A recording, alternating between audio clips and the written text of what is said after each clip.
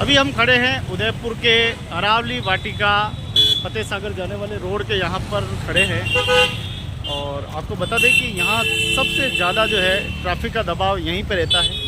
शाम को 4 बजे के बाद जो है यहाँ पर ट्रैफिक शुरू हो जाता है। तो आप देख सकते हैं कि अभी दोपहर का समय है और अभी इतना ट्रैफिक है। 4 बजे से लगाकर शाम को 8 बजे तक यहाँ पर इतना जाम लगता है कि लोग कई मिनटों कई घंटों तक परेशान रहते हैं। तो ट्रैफिक का दबाव यहाँ इतना रहता है कि शाम को शायद पैर रखने की जगह नहीं मिलती, लोग परेशान होते हैं क्योंकि रोड बहुत छोटा है। जैसा कि आपको विदित होगा कि ये रोड करीब 100 फीट से भी ज़्यादा चौड़ा है, लेकिन यहाँ बहुत कम चौड़ाई होने से और ट्रैफिक का दबाव बहुत ज़्यादा, क्योंकि फतेह सागर जाने वाले टूरिस्ट भी इधर ही आते हैं, स्लिप जाने वाले टूरिज़्म भी इधर ही आते हैं और गाँव की ओर पलायन करने वाली बसें जो ग्रामीण बसें हैं वो भी यहीं से जाती है। तो कुल मिलाकर हम देखें कि यहाँ ट्रैफिक का दबाव बहुत ज़्यादा है। प्रशासन ने क्या तैयारियां करनी चाहिए ताकि ये ट्रैफिक का दबाव थोड़ा सा कम पड़े, ताकि यहाँ लोगों को ज़्यादा परेशानी नहीं करनी पड़े। कोई भी व्यक्ति शाम को जब आता है तो ये परेशान हो जाता है कि यार यहाँ पर काला कमाड़े के दोनों काला कमाड़ों के बीच में फतेह सागर रोड पर जाम लगा होगा, तो परेशान हो जाते हैं। तो उनकी परेशानी ख़त्म कैसे की जाए। अभी भी आप देख पा रहे हैं कि एक गाड़ी घूमती है तो दूसरी वहाँ पर जो है रुकना पड़ता है।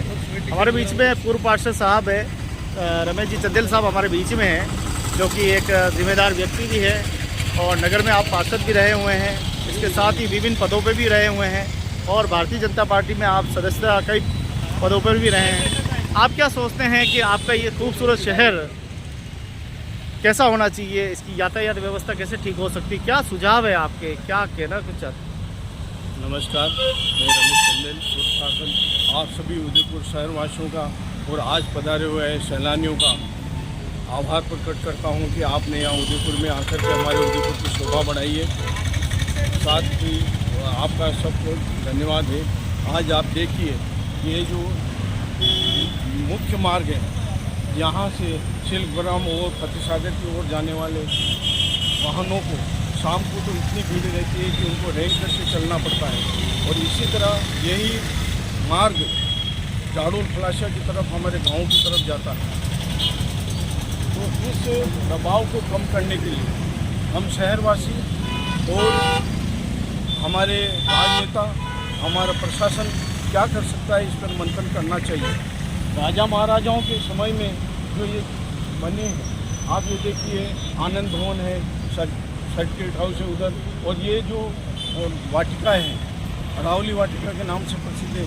इधर आप देखिए झील से झील को जोड़ने के लिए यहाँ पुलिया बनी है, ये पुलिया बनी हुई है जिससे स्वरूप सागर को और फतेह सागर को जोड़ा गया। इसी प्रकार हमारे पूर्व प्रधानमंत्री अटल जी का भी सपना था कि नदियों को जोड़ा जाए। इस प्रकार हम अपने झीलों को साफ करते हुए ये कोशिश करें कि अधिक से अधिक हम नदियों को जोड़ते हुए झीलों में पानी लाएं। वांशिक अला वाला पानी आ रहा है, इससे फतेह सागर अब सूखेगा नहीं। ऐसा हमारे पूर्व गृह मंत्री और वर्तमान के महामहिम गुलाब जी कटारिया ने भी बहुत प्रयत्न किया और उनके प्रयत्नों से आज पानी आ रहा है। और इसी को प्रारंभ किया था मोहनलाल जी सुखाड़िया ने, लेकिन इसको मूर्त रूप दिया था गुलाब चंद जी कटारिया ने। आइए हम इस पर विचार करें कि ये मार्ग को किस तरह चौड़ा किया जा सके जिससे कि यातायात का दबाव कम हो। आप देखिए इस झील के किनारे किनारे अगर पिलर बना करके एक सड़क बनाई जाए जिसे आगे ले जा करके ब्रह्मपोल मस्जिद तक ले जाया जाए, तो ग्रामीण क्षेत्र में जाने वाले जो पब्लिक है, जो लोग हैं, उनको सुविधा रहे और हमारे लोगों को भी सुविधा रहे। रामपुरा की तरफ और आगे की तरफ जाने वाले सारे लोगों को सुविधा रहे।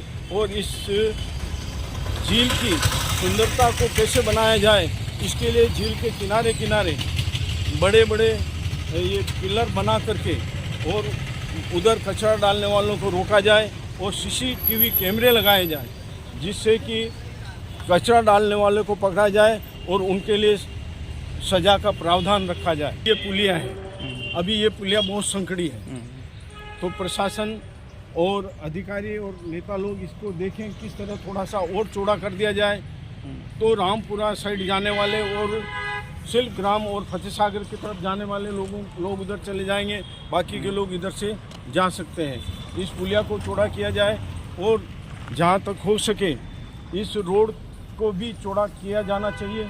और किया भी जा रहा है, ऐसा लग रहा है कुछ कर भी रहे। हाँ, ये कुछ काम चालू भी है वर्तमान में जो कार्य चल रहा है, तो इसी के अनुरूप आगे इस पुलिया को इतना ही चौड़ा कर दिया जाए। ये जो घुमावदार है इसको तोड़ करके और पुलिया बना दी जाए। ये रोड, अगर ये रोड चालू होता है तो कौन कौन से लोग जाने वाले लोगों को फायदा हो सकता है?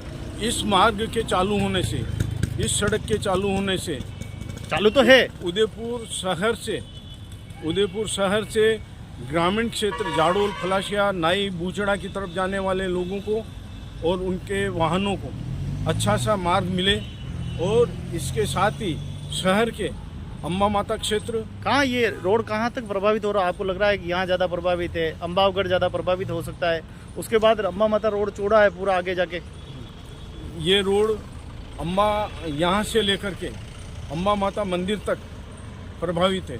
क्यों? नवरात्र के समय में भी यहाँ दबाव बना रहता है, तो इस पर गहनता से विचार होकर के इसको चौड़ा किया जाना चाहिए। इसी तरह जब नई पुलिया की तरफ हम आगे बढ़ते हैं तो उसको भी चौड़ा न जाने कितने ही साल हो गए उस पुलिया को, लेकिन नाम उसका नई नहीं है अभी तक। हाँ, उसका इसी नाम से पहचानी जाती है वो, और नई पुलिया के नाम से पहचानी जाएगी, क्योंकि एक बार जिसका नाम स्थापित हो गया तो हो गया। हाँ, ये आपका विचार अच्छा है।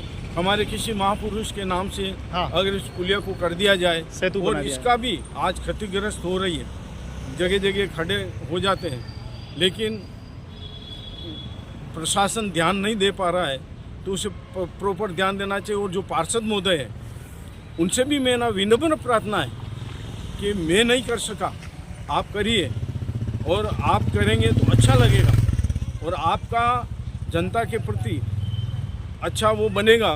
जनता आपके लिए अच्छा सोचेगी और वो सोचेगी कि आप पूर्व में वापस पुनः उन्हीं के पार्षद बने।